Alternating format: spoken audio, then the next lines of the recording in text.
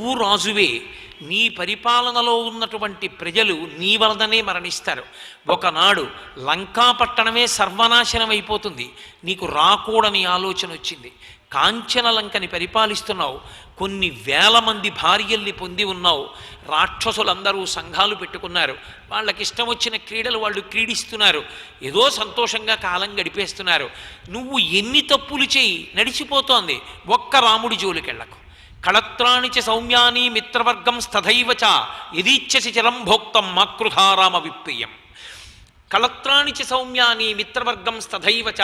ఇంతమంది భార్యలున్నారు, వాళ్ళతో సంతోషంగా గడిపి. అంతమంది మిత్రులున్నారు, వాళ్ళతో సంతోషంగా గడిపి. కాంచనలంకని పరిపాలించు, దేవతలు నీడిపించావు, కానీ అయిపోయింది.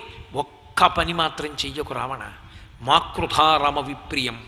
రాముడికి ఇష్టం లేని పని మాత్రం చెయ్యవద్దు. రాముడికి సీతమ్మ ప్రాణం. సీతమ్మ జోలికెళ్ళావో రాముడు వదిలిపెట్టడం. రాముడే వచ్చి నిలబడ్డాడా, నువ్వు కాదు. సమస్త దేవతాకోట్లొచ్చి ఒక పక్క నిలబడినా రాముని ప్రతాపము ముందు నిలబడడం ఎవరికీ సాధ్యం కాదు. నా మాట నమ్ము. రాముని జోలికి వెళ్లకుండా ఉన్నావా, ఎంత సంతోషంగానైనా బతుకుతావు.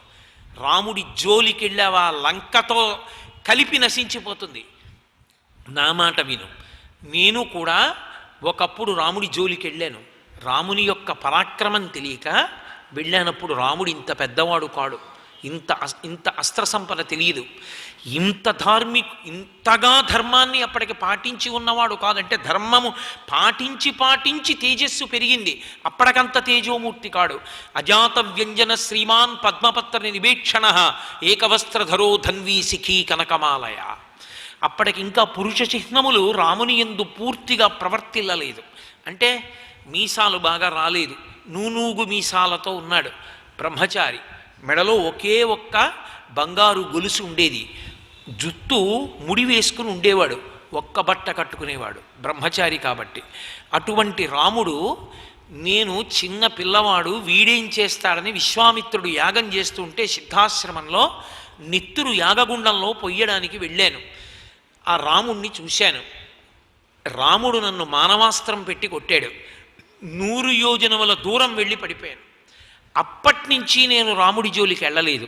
తరువాతి కాలంలో రాముడు అరణ్యవాసానికి వచ్చాడని తెలిసింది. ఒకానొక నాడు నా మిత్రులతో కలిసి నేను రాముడు ఉన్నటువంటి పర్ణశాల దగ్గరికి వెళ్ళాను. రాముడు వాళ్ళు రాక్షసులని గుర్తుపట్టాడు. గుర్తుపట్టి రాముడు ధనుష్టంకారం చేసి వింటినారికి బాణాన్ని తొడిగాడు. తొడగ్గానే నాకు భయం వేసి, ఆ వింటినారిని బాణాన్ని సంధించి ఆకర్ణాంతంలాగుతున్నటువంటి రాముడు నా కంటపడ్డాడు. అంతే, నేను వెనక్కి తిరిగి చూడకుండా పారిపోయి వచ్చేసాను. పారిపోయి వచ్చి ఈ గుహలో కూర్చుంటూ ఉంటాను. కూర్చుని అప్పటి నుంచి తపస్సు చేసుకుంటున్నాను. నేను బయటికి వెళ్ళను. ఎందుకో తెలుసా? వృక్షే చ పశ్యామి చీరకృష్ణాజినాంబరం. నాకు బయటికి వెళ్ళి ఇలా చెట్ల వంక చూస్తే ఏ చెట్టు కొమ్మ మీద చూసినా రాముడే కనపడతాడు. ఎలా కనపడతాడో తెలుసా? నారచీర కట్టుకుని, మృగచర్మాన్ని కట్టుకుని, ధనస్సు పట్టుకుని, బాణాన్ని తొడిగి నా వంకే లాగి విడిచిపెట్టే రాముడిగా కనపడతాడు. అందుకే మారీచుడిది భీతభక్తి, భయానికి వశుడైపోయాడు. భయంతో ఎప్పుడూ రాముడే కనపడేవాడు. ఎలా కనపడినా రాముడు తప్ప ఇంకొకటి కనపడలేదు. లోకమంతా రామమయంగా కనపడింది. భాగవతంలో ధర్మరాజు గారు నారదుడితో అంటాడు, కామోత్కంఠత గోపికల్ భయమునన్ కంసుండు వైరక్రియా సామాగ్రిన్ శిశుపాల ముఖ్య నృపతుల్ సంబంధులై వృష్ణులున్ ప్రేమన్ మీరలు భక్తి మేము ఇది చక్రింగంటి మెట్లైన నుద్ధా మధ్యాన గరిష్ఠులైన హరిచందన్ వచ్చు ధాత్రీశ్వర అంటాడు. ఏ భావనతోనైనా పరమేశ్వరుణ్ణి పట్టుకున్నవాడు పరమేశ్వరుణ్ణి చేరుతాడు. మారీచుడు భీతభక్తితో రాముణ్ణి పట్టుకున్నాడు. ఎక్కడ చూసినా నాకు రాముడే కనపడతాడు.